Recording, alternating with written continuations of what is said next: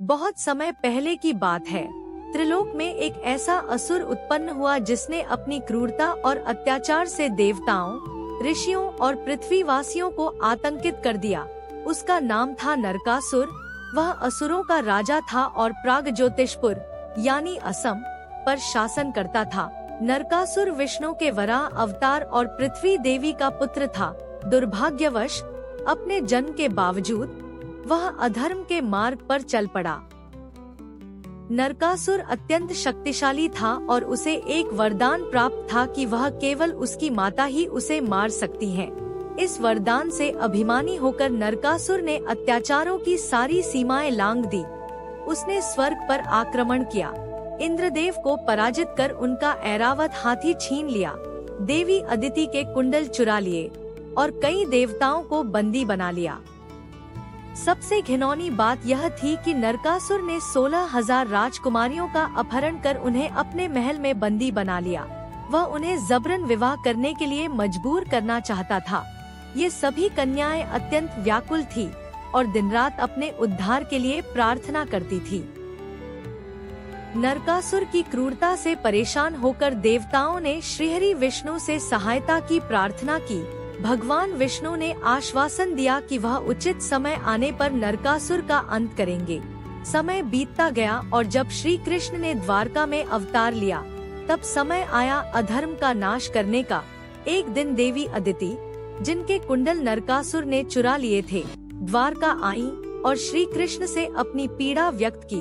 उन्होंने कहा, हे माधव, नरकासुर ने न केवल मेरे कुंडल चुराए बल्कि हजारों कन्याओं को भी बंदी बना लिया है।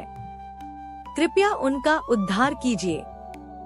भगवान श्री कृष्ण ने वचन दिया, माता, मैं अवश्य इस दुष्ट असुर का अंत करूंगा और सभी को मुक्ति दिलाऊंगा। श्री कृष्ण ने अपनी पत्नी सत्यभामा को साथ लिया और गरुड़ पर सवार होकर प्रागज्योतिषपुर की ओर प्रस्थान किया। कहते हैं कि सत्यभामा, जो स्वयं पृथ्वी देवी का अवतार थी, इस युद्ध का महत्वपूर्ण हिस्सा थी, क्योंकि केवल माता ही नरकासुर का वध कर सकती थी। प्रागज्योतिषपुर पहुंचते ही कृष्ण और सत्यभामा का सामना नरकासुर की विशाल सेना से हुआ। असुरों के सेनापति मुरा ने उनका रास्ता रोका। एक भयानक युद्ध हुआ, जिसमें कृष्ण ने मुरा का वध कर दिया। तभी से भगवान कृष्ण को मुरारी कहा जाने लगा। इसके बाद नरकासुर स्वयं युद्ध भूमि में उतरा। वह अत्यंत क्रोधित था और उसके पास अनेक दिव्य अस्त्र शस्त्र थे। उसने सत्यभामा और कृष्ण पर घातक वार किए, लेकिन दोनों ने धैर्यपूर्वक उनका सामना किया। अंत में जब नरकासुर ने अत्यधिक घातक अस्त्र से कृष्ण को घायल कर दिया, तब सत्यभामा अत्यंत क्रोधित हुई और उन्होंने अपने बाण से नरकासुर का वध कर दिया। मरते समय नरकासुर को अपनी भूल का एहसास हुआ। उसने भगवान कृष्ण और सत्यभामा से क्षमा मांगी और विनती की, हे प्रभु, मेरी मृत्यु का दिन लोगों के लिए उत्सव का दिन हो, ताकि वे जान सके कि बुराई का अंत होता ही है। कृष्ण ने उसकी अंतिम इच्छा स्वीकार की और वचन दिया कि उसकी मृत्यु का दिन नरक चतुर्दशी के रूप में मनाया जाएगा, बुराई के अंत और प्रकाश की विजय के प्रतीक के रूप में। नरकासुर के वध के बाद श्री कृष्ण ने 16,000 कन्याओं को मुक्त किया। वे सब अत्यंत लज्जित और भयभीत थी, क्योंकि समाज उन्हें अपवित्र समझ सकता था। श्री कृष्ण ने उन्हें सम्मान देने हेतु उन सभी से विवाह किया और उन्हें रानी का दर्जा दिया। इस घटना से श्री कृष्ण ने यह संदेश दिया कि एक नारी की गरिमा उसके आत्मसम्मान में होती है, न कि परिस्थितियों में। नरकासुर के वध के उपलक्ष्य में अगले दिन प्रजा ने दीप जलाकर अंधकार के अंत और प्रकाश के आगमन का स्वागत किया। इस दिन को नरक चतुर्दशी या छोटी दीपावली के रूप में मनाया जाने लगा। यह दीपावली से एक दिन पूर्व आता है और यह बुराई पर अच्छाई की जीत का प्रतीक है।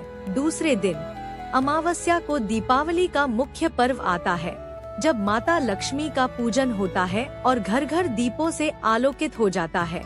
इस प्रकार नरकासुर वध की कथा दीपावली पर्व की धार्मिक और नैतिक पृष्ठभूमि को और भी गहराई से जोड़ती है।